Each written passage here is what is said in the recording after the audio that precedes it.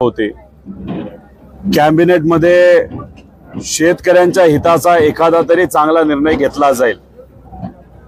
आता या परिसरामध्ये फिरत असताना शेतकऱ्याचं नुकसान झालं आणि भोपळ्याची शेती ही त्याची नुकसानात गेली आणि कॅबिनेटमध्ये काय निर्णय घेतला हे मी जेव्हा बघितलं तेव्हा खऱ्या अर्थाने आपल्याला म्हणावं लागेल, भोपळा इथं असणाऱ्या शेतकऱ्याला मिळालेला आहे।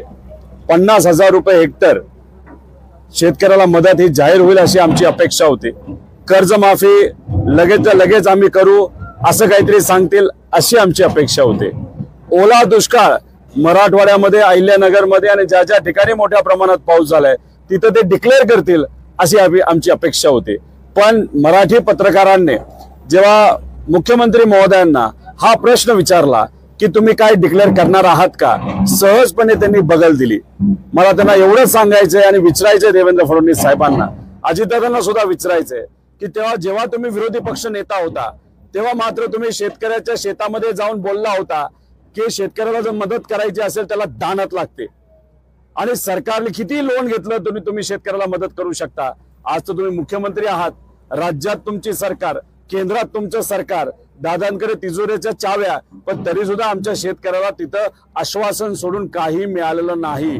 आमच्या शेतकऱ्याला जाती धर्मामध्ये तुम्ही अडकून ठेवलं, पण त्यांचं घर आता घरातली चूल कशी पेटणार हा प्रश्न विचारला तर सरकार मायबाप सरकारला तिथं उत्तर द्यायला सुद्धा तिथं जमत नाही। हे खरंच दुर्दैवी आहे। आम्ही या सगळ्या गोष्टीचा निषेध करतो। शेतकऱ्याला मदत लवकरात लवकर जाहीर झाली पाहिजे अशी आमच्या सगळ्यांची मागणी आहे। सरसकट पंचनामे झाले पाहिजे, त्याच्याचबरोबर ओला दुष्काळ हा जाहीरच झाला पाहिजे असे आमच्या सगळ्यांचं मत आहे आणि मागणी आहे आणि ते सुद्धा लवकरात लवकर। पण आजची कॅबिनेट ही फक्त टाइमपास कॅबिनेट होती। आजच्या कॅबिनेटमध्ये कुठेही तिथं शेतकऱ्याच्या हिताचा कुठला निर्णय घेतला नाही। त्याच्याचबरोबर पंजाब सरकार हेक्टरी 50,000 जाहीर करू शकतं, पण महाराष्ट्राचं सरकारचं 50,000 रुपये हेक्टरी शेतकऱ्यासाठी जाहीर करू शकत नाही।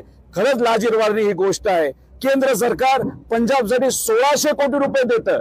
किती हेक्टर जमीन तिथं नुकसानात झाली? 2.5 लाख हेक्टर।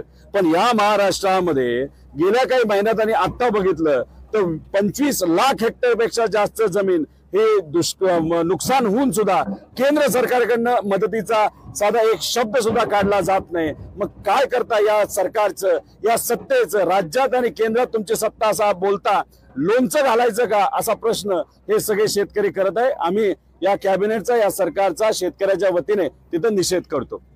शेतकरी विरोधी सरकारचा धिक्कार झालाच पाहिजे। ओला दुष्काळ जाहीर झालाच पाहिजे। ओला दुष्काळ जाहीर झालाच पाहिजे। शेतकऱ्याला मदत खाली मुंडकावर पाय या सरकारला करायचं निषेध करतो।